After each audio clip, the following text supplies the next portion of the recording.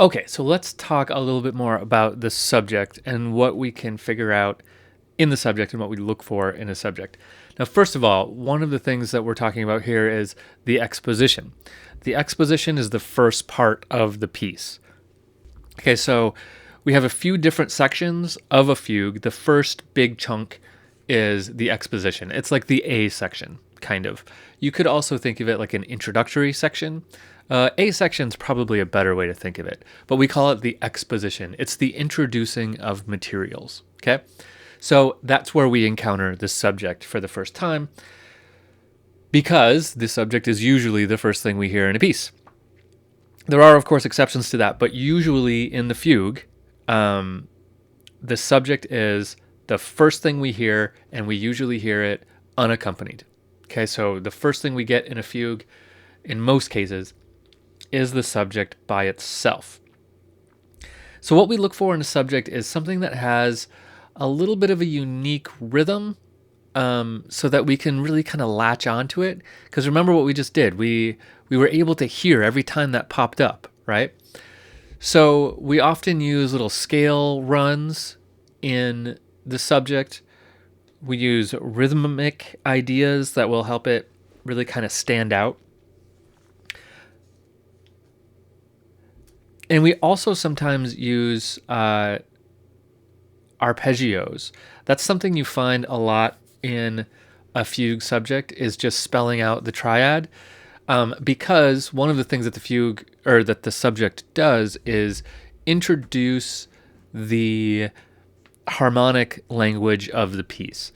So in this subject, in this single line that we get right at the beginning of it, we really kind of need it to establish the key, the mode, and to a lesser extent, some inkling towards the harmony in the piece. So we might see kind of a 1 and a 5 in a subject.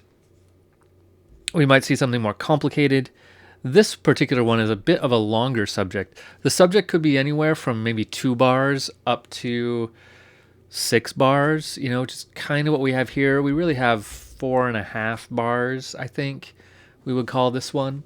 We'll look in detail at this particular subject in just a minute. I just kind of want to get a couple things about the subject out of the way first. So remember what we just talked about with voices. So the subject will be in one voice, and then once we see another subject enter, we know that we're at the end of our subject. So the second entrance of a subject is called the answer. So we're going to talk about answers in just a minute, because there's a few kinds of answers. But sticking with the subject for now, let's see if we can figure out where our subject ends. Let's just hear it one more time.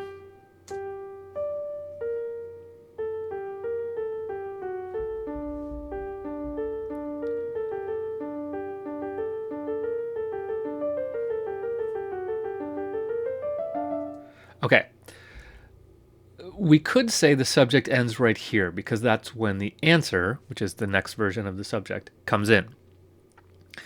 We could also say the subject ends right here, actually. We could say the subject is nothing but this.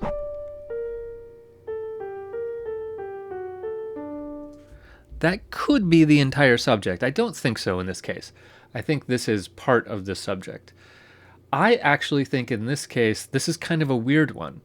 I think in this case, the subject ends right there on that G, the downbeat, beat 3 of that 5th measure. So we have 4.5 measures. I'm going to try to stop it right on that spot, and you'll see what I mean.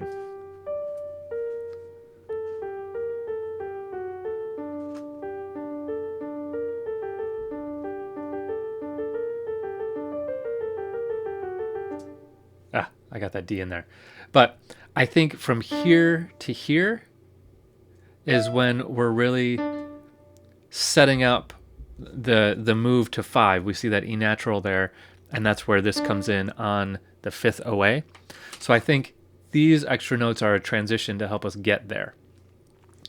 I can do this a little more clearly. Let's do this. Let's take that much and let's go over to our master MuseScore file. And let's make sure I'm in the right key here. We're in G minor. Of course, it's the name of the piece. Okay, I guess I got to get myself back to treble clef. And let's get to G minor.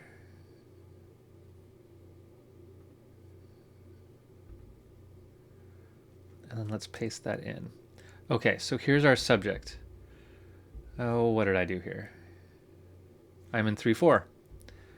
I got to get us back to 4/4.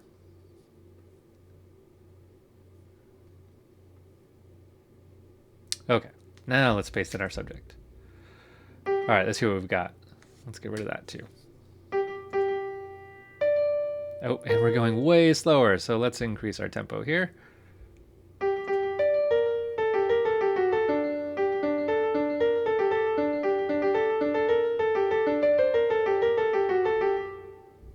Okay, I think that feels like the end of the subject right there.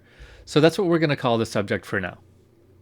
Okay, now let's analyze this a little bit and let's see what's in this subject, because the subject is more than just a melody by itself. There's a little, in order to make a good subject, which you can imagine this is a Bach subject and he kind of knows what he's doing.